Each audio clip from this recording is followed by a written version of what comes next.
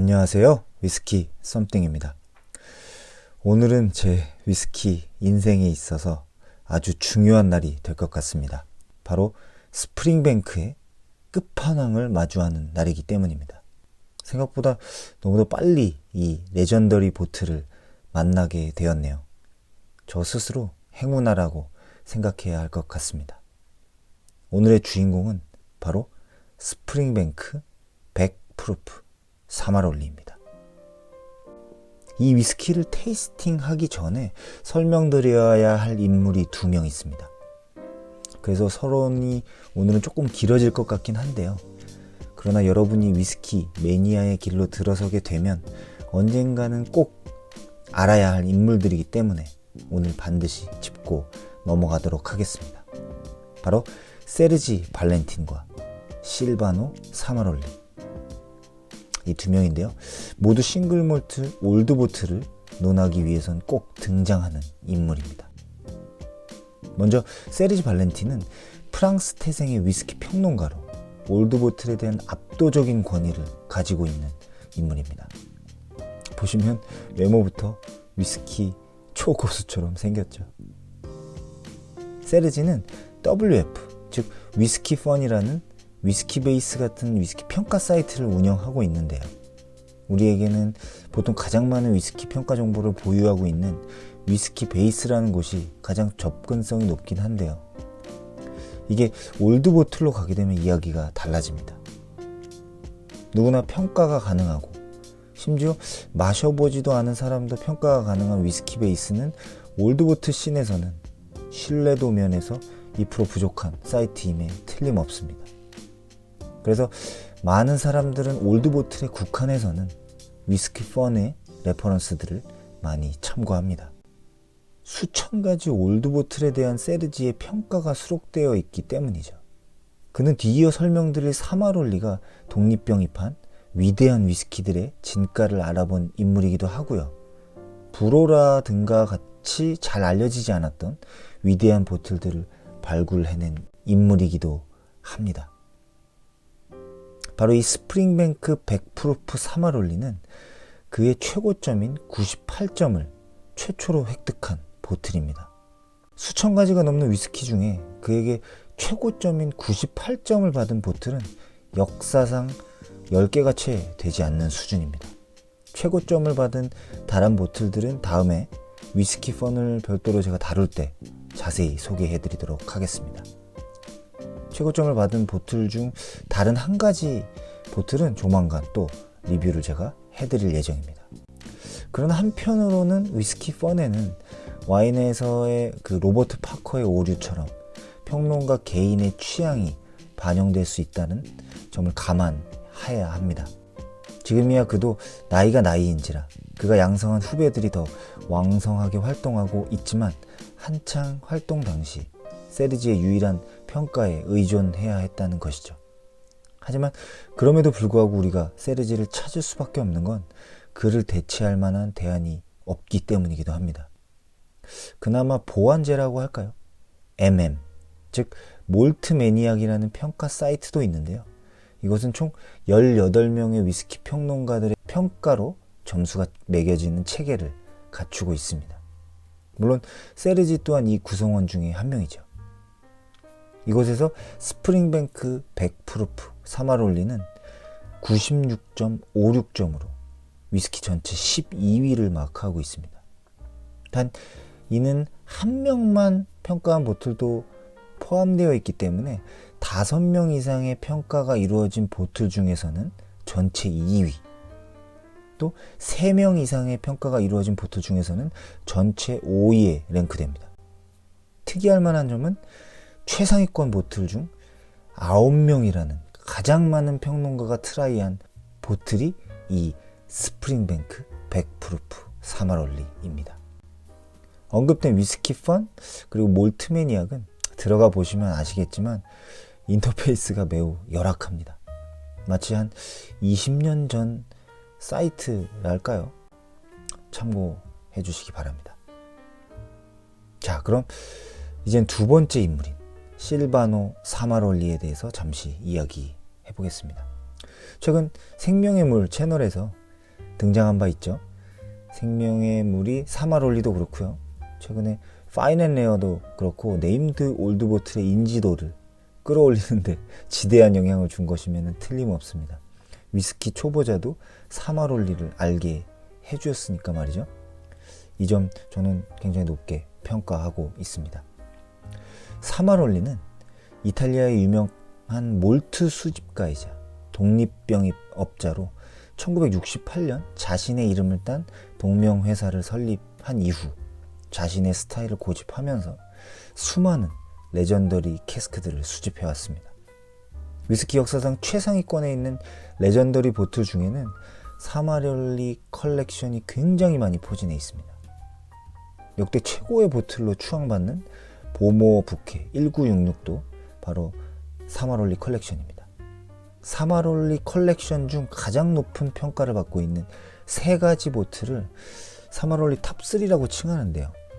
여기에 해당하는 보틀은 바로 보모어 사마롤리 부케 1966을 비롯하여 사마롤리 라프로익 1967 그리고 바로 오늘 제가 리뷰하고자 하는 스프링뱅크 사마롤리 100프루프입니다. 아시는 분은 아시겠지만 생명의 물에서 라프로익 1967 사마롤리의 동생격인 1970을 리뷰한 적이 있긴 하죠. 사마롤리는 그가 세상을 떠난 2017년 이후에도 운영을 유지해오고 있고요. 현재도 독립병입 싱글 캐스크 제품을 지속적으로 출시하면서 과거의 명성을 이어가고 있습니다. 다만 요즘 나오는 현행 사마롤리 독병들은 아무리 고가의 제품이라고 해도 과거의 전설의 사마롤리 보틀들과는 같은 선상에 놓을 수 없습니다.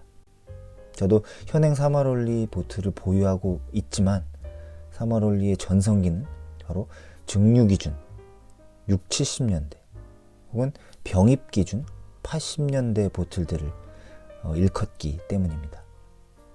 아무리 고숙성 사마롤리라 할지라도 90년 이후 병입된 사마롤리들은 안타깝게도 레전더리 사마롤리들과 비교 대상이 되지 않는 아예 다른 술인 것입니다. 이는 시세가 증명해주기도 하고요. 사마롤리에 대해서는 제가 이런 책도 가지고 있으니까요. 다음에 보다 자세히 알려드리는 시간을 마련하도록 하겠습니다. 자, 오랫동안 기다리셨습니다. 이제 테이스팅 들어가 보도록 하겠습니다. 이 바이아를 구해주신 지인과 함께 배석하여 테이스팅 하였습니다. 스펙 간단하게 알아보겠습니다.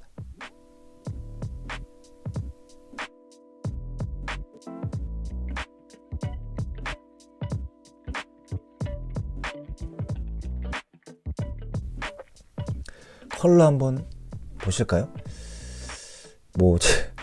제가 특별히 언급하지는 않겠습니다. 그러나 지금은 흔하지 않은 스프링뱅크의 풀 쉐리 이 색상을 눈으로 한번 느껴보시죠. 내추럴 컬러로 추정이 됩니다.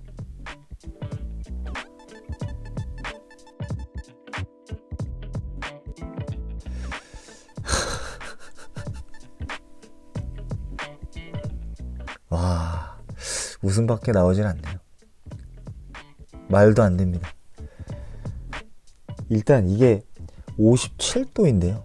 알코올이 코를 찌르거나 하는 건 전혀 없어요. 알코올은 완전히 풍미에서 오는 그 임팩트를 뒷받쳐줄 뿐입니다. 색상에서 그랬듯이 풀쉐리인데 이게 풀쉐리인가 싶을 정도로 보모의 그 다크쉐리 과와는 완전히 결이 다릅니다. 화사하면서 은은하고요. 또 쨍한, 아니 병숙의 과정도 꽤 거친 위스키인데 어떻게 이렇게 직관적으로 쭉쭉 뻗어나가지? 정말 수하게 올드보틀 특유의 향을 굉장히 증폭된 형태로 미친 노즐을 보여주고 있습니다. 그리고 풀쉐리가 이렇게 컴플렉스할 수 있나? 이 캐스크를 두 개를 쓴 것도 아니고요. 하나의 캐스크에서 이렇게 다양한 레이어를 만들어낼 수 있는가? 경이롭습니다. 약간 경외감 같은 것도 드는데요. 경건해집니다. 웅장해집니다. 유지력이 진짜 어마어마한 게 15분이 지나도 아직 그대로 뿜어내고 있습니다. 향이 좀 누그러질 때도 됐는데요. 계속 변화하면서 그대로 엄청 짱짱합니다.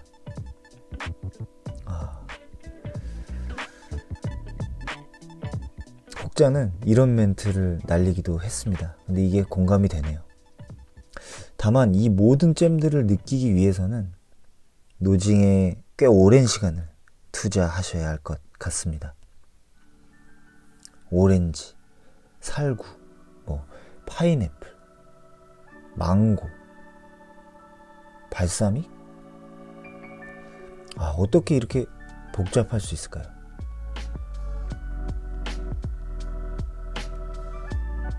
팔레트도 역시입니다. 40도 언저리의 올드 보틀들의 경우에 이제 파워나 피니쉬가 아쉬운 경우가 많이 있는데요. 이건 57도죠. 뭐 어떤 부족함도 없어요. 게다가 요즘 같은 그 50도대 중후반 그 CS들이 가지고 있는 어그레시브는 세월이 이야기해 주듯이 굉장히 젠틀해져 있습니다. 완벽합니다. 현행 스프링뱅크와 어떠한 연결고리도 없고요.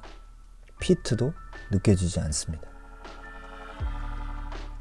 오늘은 한 5년 전인가요? 제가 스프링뱅크 세라믹 12년 숙성 1980년대 보틀에서 경험했던 충격과 버금가는 아주 쇼킹한 날입니다. 사실 그때는 지금만큼 위스키에 대해서 진지하던 시절도 아니었어서 올드 보틀의 그런 충격을 받을 수 있는데요. 지금처럼 머리가 좀 크고 나서는 그 정도의 충격을 다시 경험할 것이라고는 생각하지 못했거든요. 말 그대로 어나더 디멘션입니다. 완성도가 굉장하다는 생각을 해봅니다. 세르지 발렌틴 형님께서 괜히 98점을 준 게 아니구나 라는 생각이 드네요. 오렌지 주스 같은 게 가장 앞단에서 넘어가고요. 화사한 쉐리가 입안에 퍼지면서 아주 폭죽을 팡팡 터뜨립니다. 이게 쉐리의 눅진함도 있어요.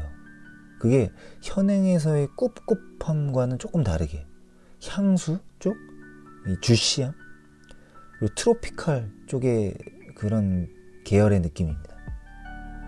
스파이스는 거의 없는데 이게 제가 여기서 건포도가 어쩌고 푸른이 어쩌고 하는 노트가 무슨 의미가 있을까 싶긴 합니다. 도대체 스프링뱅크는 어떤 캐스크를 쓴 걸까요? 화사하고 향기롭고 은은한 풀쉐리가 넘어가지만 피니쉬는 또 반전이 있습니다. 보모 올드보틀과 같은 다크 쉐리에서 느껴지는 무게감도 보여주네요. 이게 한없이 플로럴한 것만이 아니에요. 다크 초콜릿 같이 진득하고 바디감이 묵직합니다. 진짜 장난이 아니네요.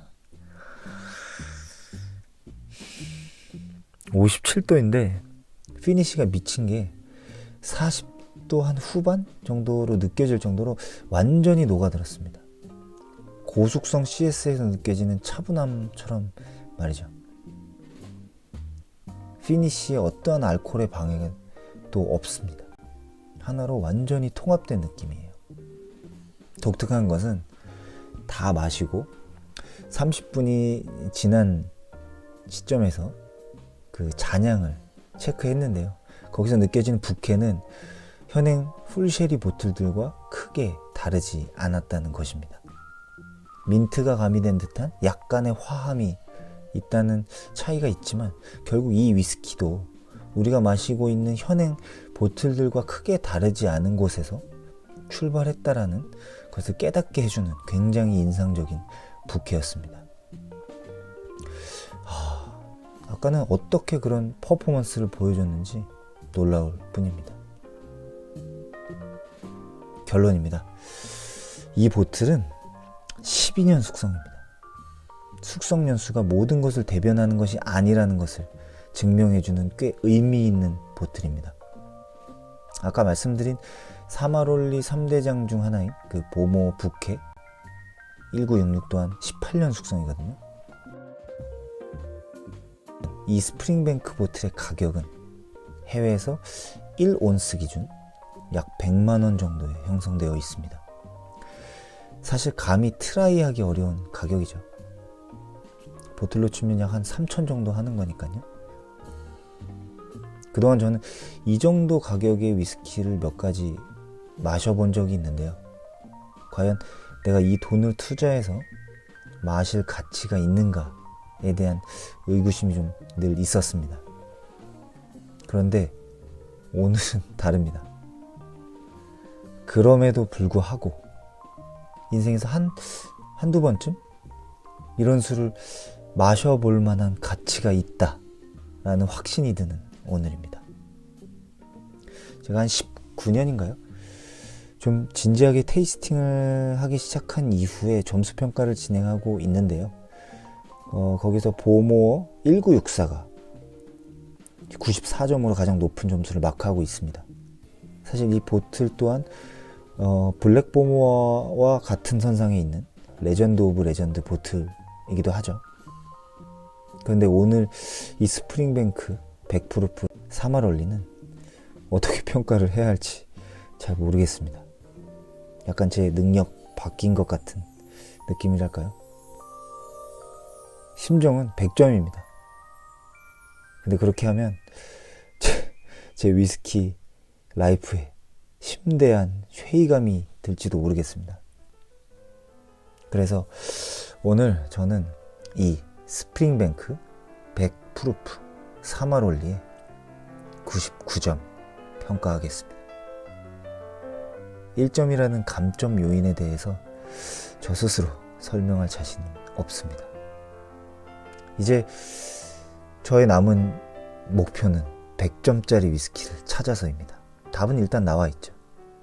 이 바이아를 구해준 지인이 오늘 마지막에 남긴 한마디가 아직 머리에서 잊혀지지 않습니다.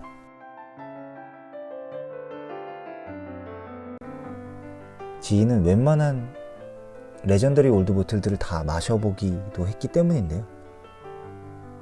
이 보모 부케는 사실 역사상 최고의 위스키로 거론되는 놈입니다.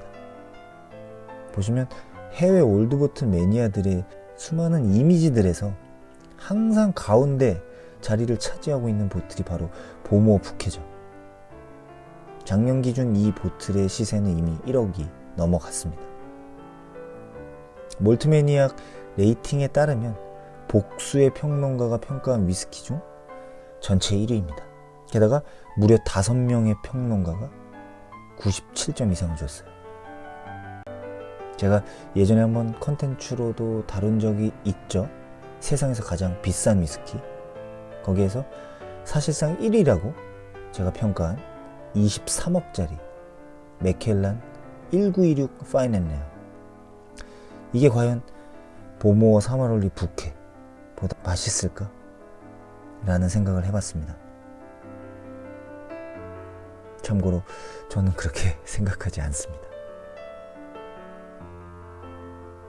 다음 시간엔 또 다른 레전더리 보틀을 가지고 돌아오도록 하겠습니다. 기대하셔도 좋습니다. 시청해주셔서 감사합니다.